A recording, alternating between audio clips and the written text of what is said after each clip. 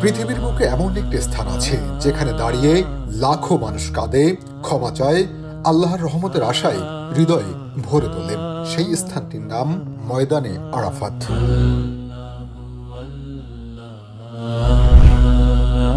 ইতিমধ্যে আমরা সেই আরাফার ময়দানে আমরা হাঁটছি।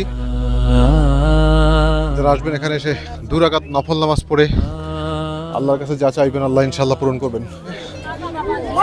নিজের মনোবাসনা অনেকেই এখানে লিখিত আকারে দিয়ে যান। এখানেই মহান আল্লাহ রাব্বুল আলামিন বিচারের ফয়সালা করবেন। কিন্তু কখনো কি ভেবেছেন এই জায়গার ইতিহাস কোথা থেকে শুরু?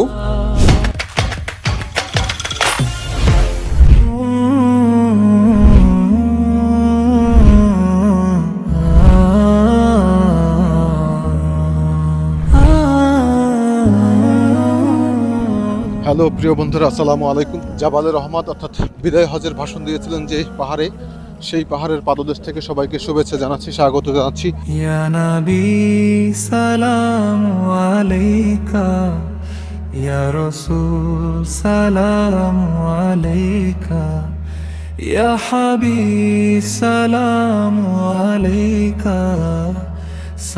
পবিত্র শহর মক্কা থেকে প্রায় 20 কিলোমিটার দূরে অবস্থিত বিশাল প্রান্তর, যা ইসলামের ইতিহাসে অন্যতম গুরুত্বপূর্ণ স্থানগুলোর মধ্যে একটি।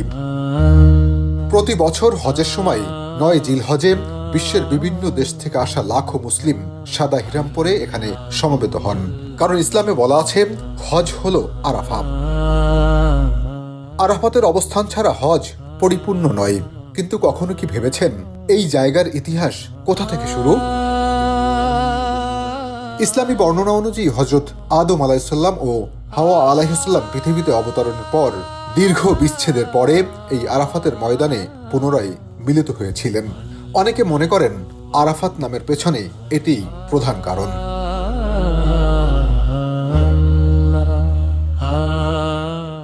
এই ময়দানের আরেকটি বিশেষ স্থান হল জাবালুর রহমা অর্থাৎ রহমতের পাহাড়। এখানেই হযরত মুহাম্মদ সাল্লাল্লাহু আলাইহি ওয়াসাল্লাম বিদায় হজের শেষ ভাষণ দিয়েছিলেন। সেই ভাষণে তিনি শিখিয়েছিলেন মানুষে মানুষে ভ্রাতৃত্ব, নারীর অধিকার, ন্যায় বিচার, সুদমুক্ত সমাজসহ নানা বাণী। এই আরাফাতের ময়দানেই নাজিল হয়েছিল পবিত্র কোরআনের সেই বিখ্যাত আয়াত, যেখানে উল্লেখ আছে, আজ আমি তোমাদের জন্য তোমাদের দিনকে পূর্ণাঙ্গ করলাম। অর্থাৎ এরপরে পবিত্র কোরআনের আর কোনো বাণী বা কোনো সূরা নাজিল হয়নি। এখানে একটা দোয়া কবুলের জায়গা। বিশ্বের সারা প্রান্ত থেকে মুসলমানরা এসে এখানে দোয়া করেন। আজও যখন হজের দিন আসে, আরাফাতের ময়দান ভরে যায় অসংখ্য মানুষের কান্নায়, দোয়ায় আর ক্ষমা প্রার্থনায়। আল্লাহু আল্লাহ। মূলত এই জায়গাটি হবে কিয়ামতের মাঠ। পৃথিবীর সমস্ত মানুষ যারা হজ বা উমরায় আসেন তারা কিন্তু এখানে জিয়ারায় আসেন। এই জায়গাটা একই সাথে দোয়া কবুলের জায়গা। যারা এখানে আসবেন তারা কিন্তু এখানে এসে দোয়া করবেন। এ যেন পৃথিবীর বুকে কিয়ামতের দিনের একটি ছোট্ট দৃশ্য, যেখানে ধনী গরিব, রাজা প্রজা সবাই একসাথে দাঁড়িয়ে থাকে শুধু আল্লাহর সামনে।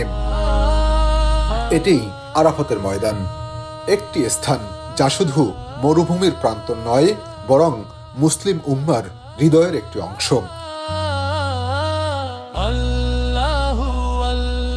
আমরা জাবালের রহমতের দিকে উঠছি।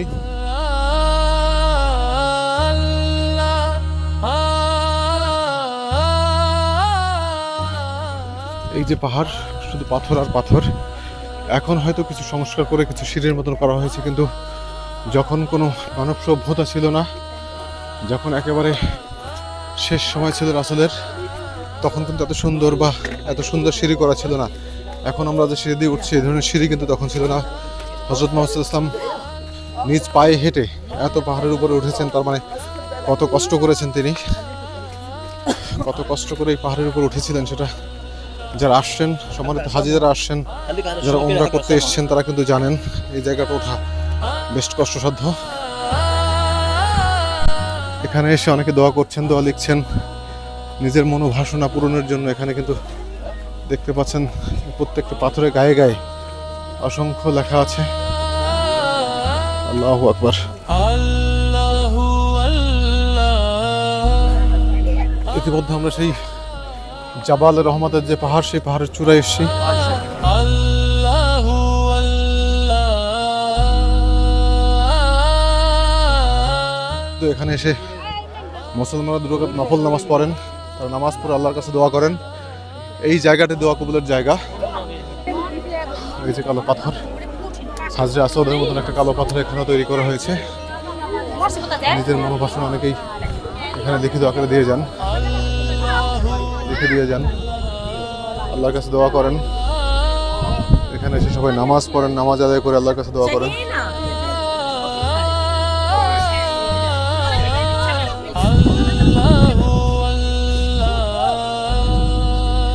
এই সেই বিখ্যাত আরাফার ময়দান।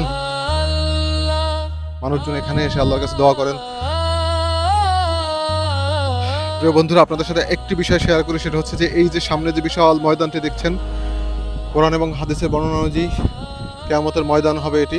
আল্লাহ যখন কিয়ামতের ডাক দিবেন, হযরত ইসরাফিল আলাইহিস সালাম যখন সিংহায় ফুঁক দেবেন, তখন এই যে বিশাল আকারের মাঠ আছে, সেই আরাফার ময়দানটি হবে কিয়ামতের মাঠ। এখানেই মহান আল্লাহ রাব্বুল আলামিন বিচারের ফয়সালা করবেন।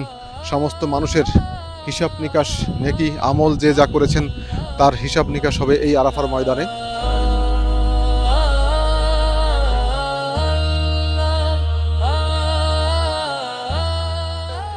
আমরা এখন আরাফার ময়দান দেখা শেষ করে সেখানে জিয়ারা করে আল্লাহর কাছে দোয়া করে আমরা এখন নিচে নামছি। যারা এখানে আসবেন তারাও কিন্তু এখানে অবশ্যই দোয়া করবেন। মনের নেক মকসুদ যেটা থাকবে, আপনাদের মনের পূর্ণ বাসনা যেটা থাকবে, সেই পূর্ণ বাসনা অবশ্যই আল্লাহ আপনাদের বাসনা পূরণ করবেন।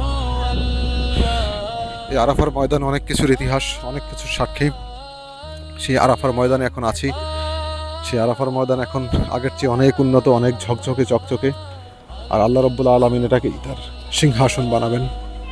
এটাকে তার সিংহাসন বানিয়ে তারা সারা পৃথিবীর জিন এবং ইনসানের বিচার করবেন সেই আরাফার ময়দান এটি।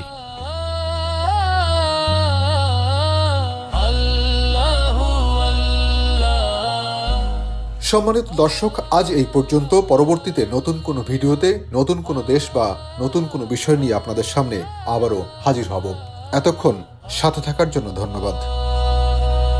যারা ইতিমধ্যে চ্যানেলটি সাবস্ক্রাইব করেছেন তাদের কাছে আবারও কৃতজ্ঞতা প্রকাশ করছি, আর যারা দেখছেন তারাও কৃতজ্ঞতা প্রকাশের সুযোগ দিবেন।